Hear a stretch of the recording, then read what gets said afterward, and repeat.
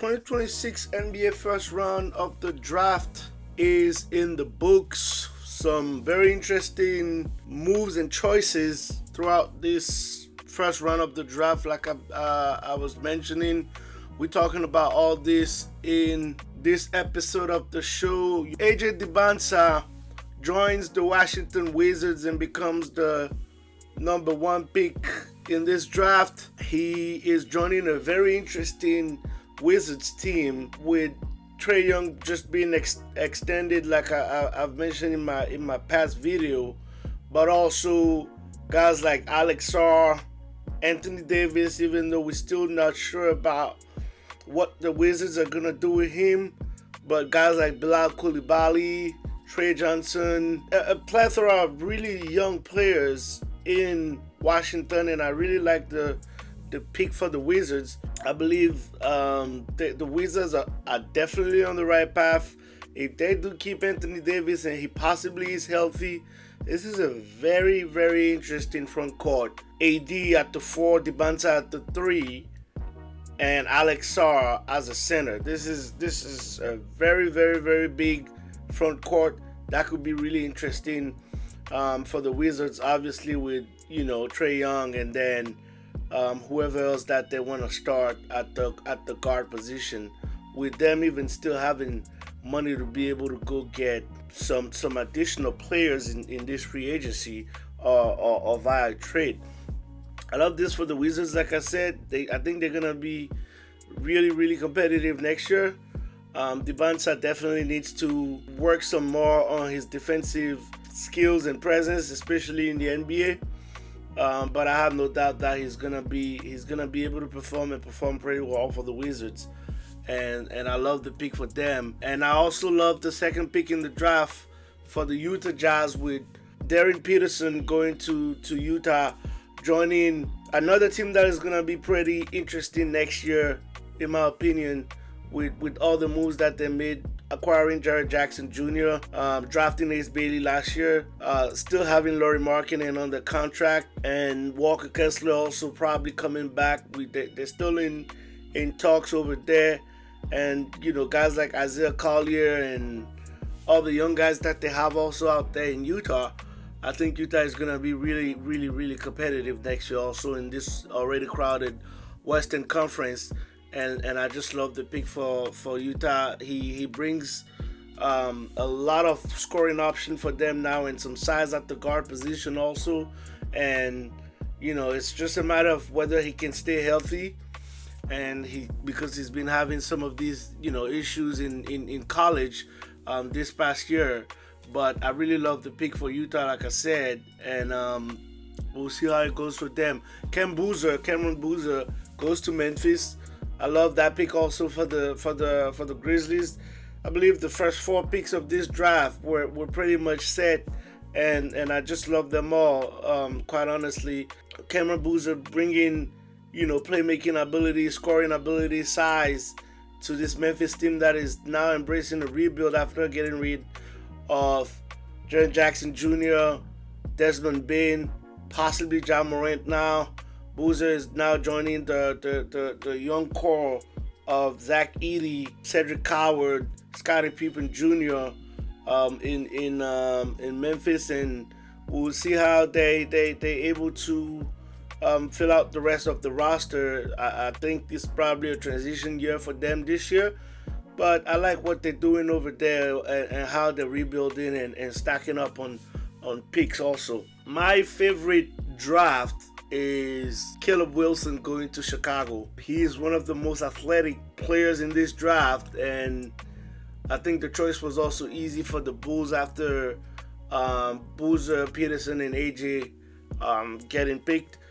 I love the size at 6'9", 6'10" that he brings to the Chicago team, and his ability to be so dominant in the paint and just driving to the basket, and also his defensive presence.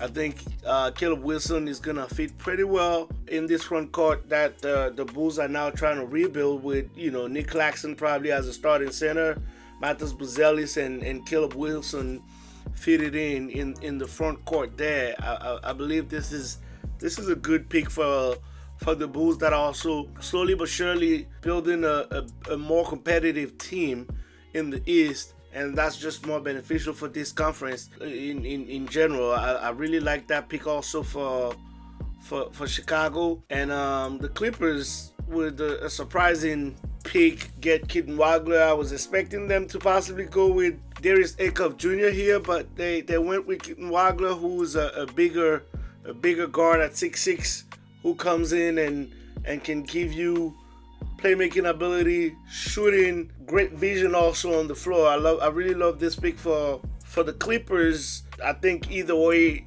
whether it was Darryn Peterson or Keaton Wagler, I believe both picks would have been great, but the size of Keaton Wagler here at 6'6" is probably what has made the Clippers go with him in this draft, and we'll see how it goes. They still need to figure out the rotation out there now with Darius Garland, Benedict Mathurin, and Keaton Wagler. Especially with him being such a high pick, is Mathurin still coming off the bench, and is he gonna be satisfied with that, or what's gonna happen out there? We'll see how it goes. The Brooklyn Nets get yet another guard with Mikel Brown Jr. after drafting a plethora of guards last year in the draft, and I just don't know how many guards this team needs. I like the fit of I like the player, but I just don't know about the fit and all these guys that they have and that they're trying to develop. But hey, there's no pressure on Brooklyn to deliver results, so they're just doing whatever they want to do. Darryn Peterson Jr. goes to Sacramento with the 7th pick, and that's also a good fit for Darryn Peterson. I think with the Kings being on the rebuild out there also, they were definitely in need of some playmaking ability, some scoring ability from the guard position, and they're getting that with Darryn Peterson. He's gonna be able to continue to grow with, the rebuild process that the Kings are in right now, and I think he's gonna be able to flourish in Sacktown. The Atlanta Hawks get Kingston Flemings, who is a 6'4" guard. The Hawks were also in need of not only some front court size, but also some guard playmaking ability with CJ McCollum coming back for 1 year, Nickeil Alexander-Walker, but then that's pretty much it. And none of them are necessarily some great ball handlers per se. CJ McCollum can definitely help in that regard, but that's a good addition for Atlanta, and we'll see what they're able to do with this guy in the upcoming seasons. The Dallas Mavericks select Morris Johnson Jr., who was in Michigan last year, one of the best players, I believe, in this draft also. He joins his former coach, Dusty May, that he won a championship with, who is now the Dallas Mavericks head coach, and is going to be able to fit in with the youth that Dallas is also embracing, with Cooper Flagg, Derek Lively, and the veteran presence of guys like Kyrie Irving, Klay Thompson out there, and with Daniel Gafford, and now you could play PJ Washington Jr. more so at the 3 instead of the 4, probably coming off the bench. But he brings size, rebounding ability, defensive presence also. I love the pick for the Mavs. I think he's going to be hopefully he can stay healthy also. And he's going to be a force in Dallas along with Cooper Flagg. With the 10th pick of this draft, one of the winners of this draft, if you ask me, the Milwaukee Bucks, with several picks in this draft, get Braden Burris, who is a very good guard that the Bucks desperately needed. Even last season, I've been saying it, they need some better play at the guard position. They're getting that, embracing this new era after the departure of Giannis Antetokounmpo and Bobby Portis, and Braden Burris is definitely going to be able to bring that to the Bucks. He's also pretty big at the guard position, 6'4", can definitely bring you can definitely play at the point guard position, but also the shooting guard position. He's also one of those combo guards, and brings that versatility, also being able to rebound the ball, create some shots at his size. So I like the pick for Milwaukee, especially based on what they also did later on in that draft. But we're gonna now just talk about the 11th pick of the draft, one of my favorites. I was really debating on this pick for the Warriors because Aday Mara was still on the board, and it was between him and Yaxel Lendeborg, the power forward from Michigan, also, who is now joining the Golden State Warriors. They were in desperate need of size, especially with Jimmy Butler and Moses Moody being out. Even with them playing, the Warriors have always been in deficit of big guys and size in the front court. And I think, like Yaxel Lendeborg is definitely bringing that to them. He was better three-point shooter this past season in college. And I think he brings, at 6'9", the size and the rebounding skill that the Warriors have been desperately needing in the playoffs. Hopefully Steve Kerr doesn't decide to play him at center and plays him at his true position, which will be the power forward position, if you ask me. And then you can, move Draymond to the 3 or the 5, like Steve likes to do sometimes when he's playing small ball. But it brings you some desperate need at the side, the power forward position, and now you can also try to bring guys like Kristaps Porzingis or Al Horford back, and hopefully, go for a championship run and not waste those last years of Steph Curry. But overall, good pick for the Warriors. I would have been happy with Aday Mara also, especially because of his size and his versatility also, but they decided to go with Aday Mara, and then I'm content with it. Aday Mara, however, goes to the Oklahoma City Thunder. Sam Presti strikes again by getting a very big individual, 7'3", 7'4", 255 pounds or so, joining the the Thunder and the front court that already has Chet Holmgren, Isaiah Hartenstein, Thomas Sawyer probably coming back from injury this year, and now Aday Mara. That's a pick also to help mitigate the impact that Wemby can have after going through all these games against the San Antonio Spurs this year. And I believe it's a good pick for the Thunder. I think this is also pointing out that Isaiah Hartenstein is probably not going to come back after this contract, or will have to come back at a very friendly deal. Otherwise, in terms of finances, it's going to be really tough for the Thunder to be able to keep him. Nate Ament gets picked at the 13th pick and traded to the Milwaukee Bucks. And that's the other pick that I was talking about that I really like from Milwaukee. 6'9", 6'10", power forward who is really athletic, but can also pop and shoot the 3 ball pretty well. I really like this pick for Milwaukee. That, obviously, like I said, they're embracing a rebuild out there, and I think it's gonna be good for them, especially with the uncertainty with Kyle Kuzma and, more importantly, Miles Turner over there, and the loss of Giannis and Bobby Portis. They needed some size at the front court, and he's definitely providing that for them. And like I said, there's no rush in Milwaukee right now, so I do think that they're gonna be better than people expect next year, especially with all the guys that they were able to get in this Giannis trade, provided that they keep them all. Guys like Tyler Hero, obviously, Khalil Well, Jaime Hackett Jr., and Kasparas Yakuchunis. We'll see how the Bucks move with that, but I like both picks for the Bucks. The Charlotte Hornets get Hannes Steinbach, who is a 6'11" center who can also play the power forward position, a very good rim protector who can also rebound the ball, and has a good touch around the rim, can also make a little bit. I like this pick for Charlotte. He brings some size again to that team with Ryan Kalkbrenner, Musa Diabate, and now him. I think that's a good rotation for Charlotte out there, and that's just going to help them get better next year after the little stint that they had this season where they were showing some really good potential in the NBA. Dylan Swain joins the Chicago Bulls also, 6'8", who could play at the guard position, but also at the 3 position as a small forward. I love what he also brings to this Chicago team with the downhill scoring ability that he also brings to them. I think he's gonna be a good rotational piece for them, and is gonna be in competition with the guards that they have in Chicago out there, but also the guys at the front court, because I believe he could play at the 3. But there's a lot of size now in Chicago with Zach Edey at the point guard position. Him being able to also play there, and it's really going to be interesting to see what Chicago and the new head coach is going to be are going to be able to do.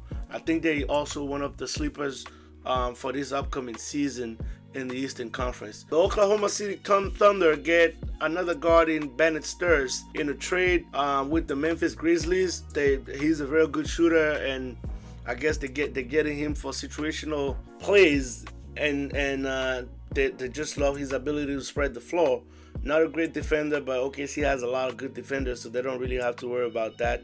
I think they really love his shooting ability, and they're also probably getting ready to get some of these guys out of this team for contractual purposes.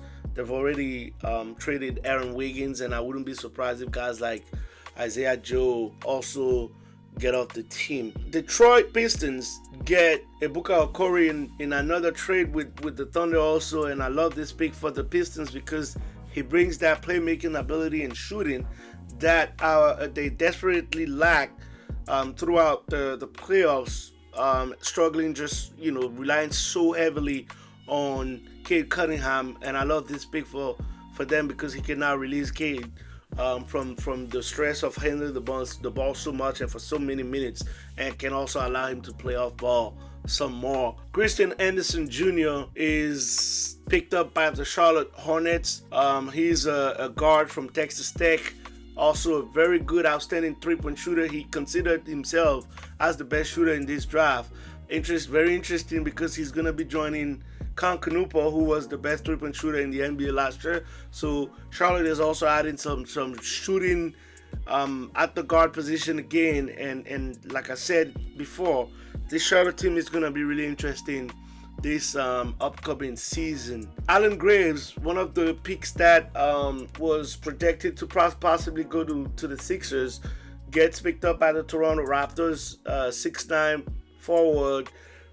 Interesting choice for the Raptors with the guys that they already have out there with Scotty Barnes, RJ Barrett, and all these guys. But we'll see what Toronto has in mind for this kid in the upcoming seasons. The San Antonio Spurs, at the 20th pick of the draft, get Jaden Quinton's excellent power forward, if you ask me. 6'10", 255 pounds, is gonna bring some much needed presence at the forward position for the Warriors. I'm sorry, for the Spurs.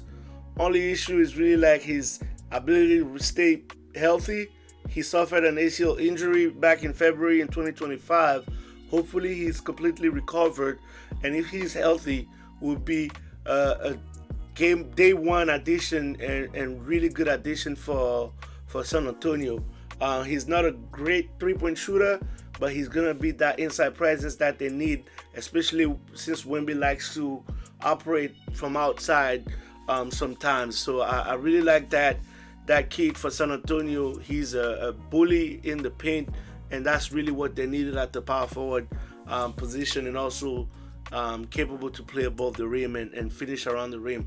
So I really like that for the Spurs, and his defensive presence also. Him and Wemby, in terms of shot blocking ability, is really good, and I'm really excited for this pick for the Spurs, who also added another pick later on that I really love with Tyrese Reed Jr., but we will come to it pretty soon. The Detroit Pistons also got Kareem Lopez, the Mexican phenom, 6'9", first Mexican to be drafted in the first round in the history of the NBA, and I think that's also the Pistons starting to maybe realize that and might not be able to keep Isaiah Stewart and Jalen Duren, especially with the contract that Jalen Duren is looking for. But I like the pick for the Pistons, even if they keep both guys, because he is now bringing some versatility off the bench for the Pistons, along with guys like Paul Reed. He's already playing pro. He's been playing pro in Europe, and I like that for Detroit. He's a 6'9" who can actually play and shoot the ball pretty well, and I really like his abilities and what he can bring to this Pistons team, who's obviously trying to go back deep in the playoffs next year. In a surprising move, the Philadelphia 76ers get Labaron Philon Jr., a guard from Alabama at the 22nd pick. With the 22nd pick, I was expecting them to get a big or forward, either a backup big for Joel Embiid, who's able to start when Embiid is out, or forward because they needed some desperate help at the guard, the forward position, and guys that are able to rebound. But I guess Mike Gensey went with best player available at that point in the draft, at least on their board, because Labaron Philon was definitely projected to be a top 10, top 15 pick at some point. Not sure why he fell in the draft like that. I'm going to give him a shot as a Sixers fan. I was really hoping that we were going to get a forward, like I mentioned. But he has that scoring ability and that three-point shooting capability also. He's a very great ball handler off of what I've seen on film with him. Not great size, 6'2", 6'3", but now can also be able to help Tyrese Maxey play off ball when he's on the court with him or VJ Edgecombe. He seems to be the most polished point guard, pure point guard on this Sixers team right now. But it's going to be interesting to see what they do now with Quentin Grimes and Kelly Oubre in free agency right now. Are they going to bring both of them back and then have 4 or 5 guards? Are you going to be able to play them all together? Only Quentin Grimes is really 6'5" on that team. So what is it that these 3 guards rotation, what are they going to look like? But we'll be able to see what they do. Dick Nurse and his rotations out there, and also obviously what Mike Gensey does in free agency, and maybe call me back in the second round tomorrow, because there's still some interesting prospects out there. We'll see what they do to complete this roster. The Atlanta Hawks get Zubi Ejiofor with the 23rd pick in the draft. He's a very relentless rebounder and a good defender, and I think that's also some size.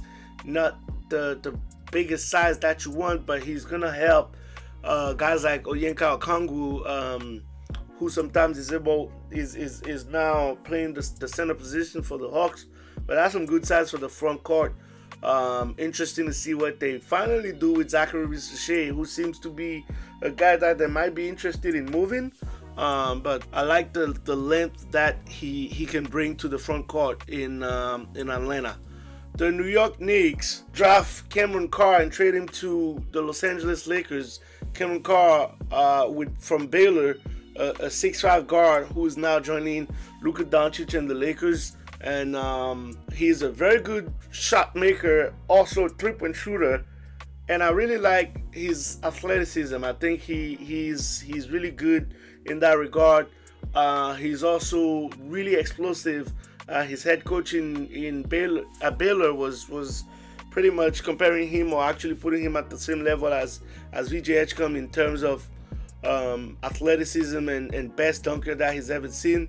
He still has room to become a better defender, a solid defender, but he's a pretty decent shot blocker, especially because of the size at the guard position. We'll see how he fits with the Lakers and JJ Redick's system alongside Luka, but that's good size, good athleticism at the guard position. But the Lakers obviously definitely need some more also, especially with the center position.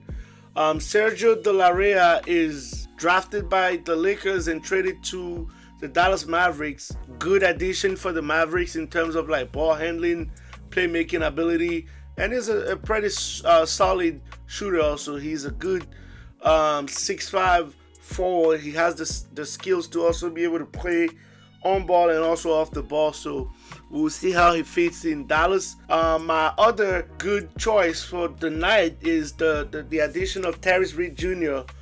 with the San Antonio Spurs, who traded for him, traded up with the Denver Nuggets to get the kid. He's an interior big man from UConn who is 6'11" and has good hands and touch around the rim.